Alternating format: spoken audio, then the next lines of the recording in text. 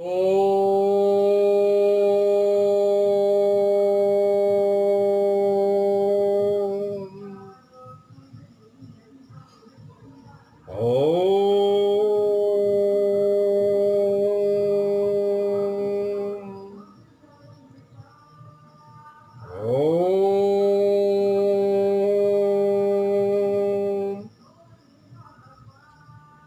नमस्कार। आज योगा दिवस पर आप सभी लोगों को हार्दिक बधाई अंतर्राष्ट्रीय योगा दिवस की। और आज के टाइम में फ्रेंड्स वैसे योगा कोई अनजाना नहीं है। कोई भी आदमी ऐसा नहीं है जो योग के बारे में ना जानता हो। हर आदमी जानता है। हर आदमी को पता है कि योग से कुछ ना कुछ फ़ायदा ज़रूर होता है और अपना चाहता भी कुछ नहीं है। तो आज योगा दिवस भी है। इसी उपलक्ष्य में मैंने सोचा आपसे भी दो चार बातें कर लें अपने दोस्तों से और कुछ अपना भी एक्सपीरियंस शेयर कर लें। तो फ्रेंड्स मैं लगभग 6-7 महीने से, ज़्यादा नहीं 6-7 महीने से योग को नित्य प्रति मैंने अपनाया हुआ है और इसका फ़ायदा भी मुझे ज़रूर मिला है। और मैं चाहता हूँ कि योग की जानकारी आप लोगों को भी है, सभी को है, लेकिन योग से दूर दूर भागना हमारे जनमानस का एक भागते रहते हैं। तो योग से दूर ना भागें, करें योग, रहें निरोग। और ये सिद्धांत किसी ने सही बताया है। वहाँ यूँ दोस्तों कि लगभग 2 साल पहले मुझे कुछ लाइफस्टाइल ऐसी था, बस आए अपना टीवी में बैठे, टीवी देखा और अपना बस चल रहा था जैसे भी था, लेटे रहे अपना बैठे रहे। तो मुझे कुछ हार्ट की प्रॉब्लम हो गई थी, बीपी बढ़ गया था, कोलेस्ट्रॉल बढ़ गया था।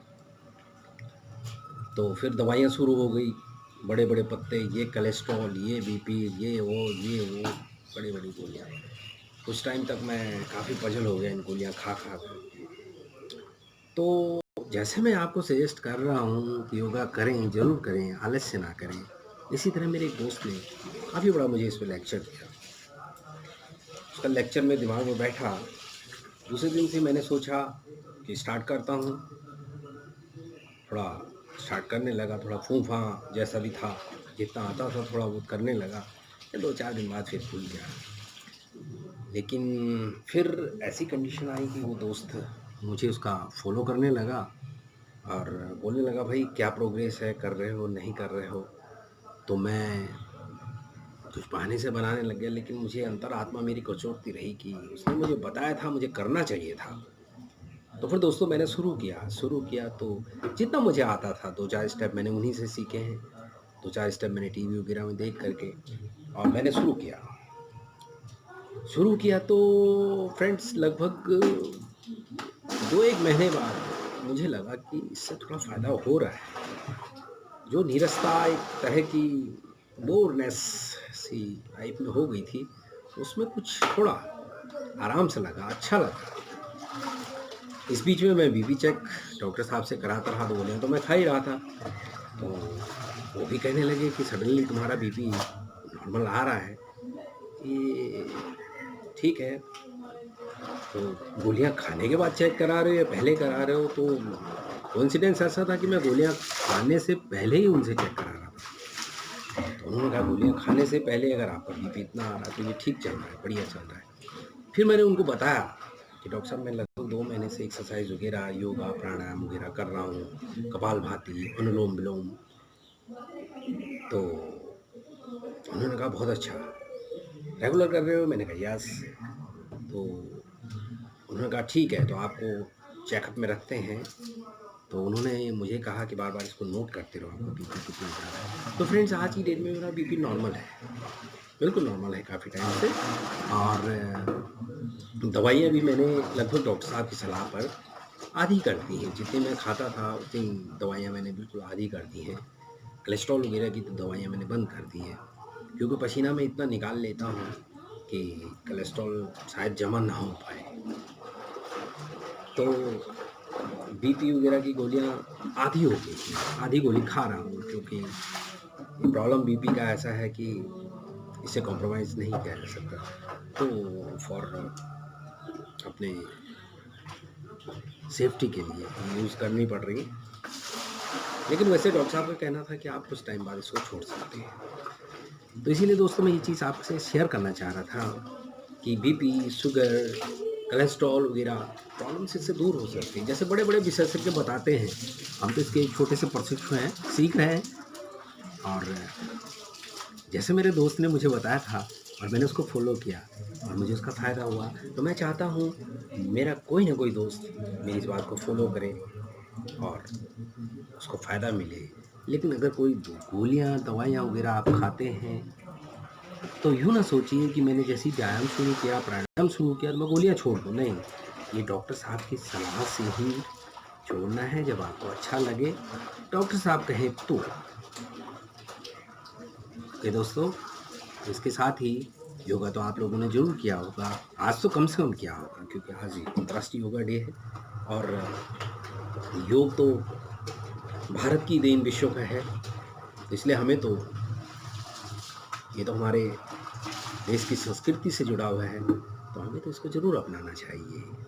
और वैसे भी आज के काल में, आज का जो समय चल रहा है, ये कोरोना का महामारी काल चल रहा है, दूसरे फ्रंट पे चाइना से भारत का युद्ध चल रहा है। तो मैं सोचता हूँ ये योगा कोरोना और चाइना दोनों को पछाड़ने के लिए एक बहुत बड़ा हथियार हमारे पास है, जहाँ तक मेरा मानना है। और कोरोना में तो आप लोग समझ गए होंगे कि कैसे कोरोना की, क्योंकि आज तक टैबलेट दवाई कुछ भी नहीं है, तो कोरोना से कैसे बचा जा सकता है? अपनी इम्यूनिटी पावर, अपनी प्रतिरोधक क्षमता जिस व्यक्ति में सही होगी वो कोरोना से लड़ सकता है, वो ठीक हो सकता है। और हुए भी हैं ऐसे लोग, ठीक भी हो रहे हैं, क्योंकि इसका प्रतिशत भारत में काफ़ी है इससे बाहर आने का, इससे ठीक होने का। तो दोस्तों योग करें और कोरोना से न डरें। योग कोरोना की एकमात्र दवाई योग ही है। योग से अपनी इम्यूनिटी पावर बढ़ाइए और कोरोना का डर दूर भगाइए। हालांकि सेफ्टी मेजर्स कोरोना के लिए भी ज़रूर लेने हैं। ऐसा नहीं है कि मैं योगा कर रहा हूँ तो मैं कोरोना से बस निकल जाऊँ और कोरोना नहीं नहीं। सेफ्टी मेजर्स बहुत ज़रूरी हैं, लेकिन अगर बाई चांस वो मेरे को आ ही जाता है, मेरे अंदर वो वायरस आ जाता है और मैं योग से अपनी प्रतिरोधक क्षमता मैंने बढ़ाई है, तो निश्चित रूप से उसको मुझे परास्त करने में बहुत परेशानी होगी। और सेकेंडली दोस्तों, चाइना के साथ जो हमारा आजकल बॉर्डर पे, एलएसी पे दंगा चल रहा है, उसमें भी हमारा योग बहुत महत्वपूर्ण भूमिका निभा सकता है। और वो ऐसे कि हमारे प्रधानमंत्री ने हमें आह्वान किया है कि देश को आत्मनिर्भर बनाना है। आत्मनिर्भर बनाना है, किसी दूसरे देश की वस्तुओं पे हमें आश्रित नहीं होना है। तो वो कैसे होगा? तो योग से दोस्तों ऐसे होगा कि योग से हमारी बढ़ेगी, शक्ति बढ़ेगी, सोचने शक्ति बढ़ेगी, काम करने की क्षमता बढ़ेगी। शरीर सही रहेगा तो काम करने की क्षमता बढ़ेगी, काम करने की क्षमता बढ़ेगी। शरीर के सही होने से मस्तिष्क भी ठीक होगा, मस्तिष्क ठीक होगा तो काम करने की इच्छा होगी। तो जिन चीज़ों के लिए हम विदेशों पर निर्भर रहते हैं, उन चीज़ों का प्रोडक्शन अपने देश में हो पाएगा। अपने देश में हो पाएगा तो अपने देश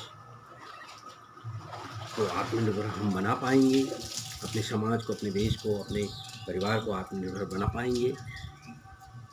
और दोस्तों एक चीज़ और है, ये जो आजकल जगह जगह लोग टीवी फूंक रहे हैं, मोबाइल फूंक रहे हैं और पता नहीं क्या क्या चीनी वस्तुएं फूंक रहे हैं, तो मेरे विचार में इस तरह से फूंकना कोई अच्छी बात नहीं है।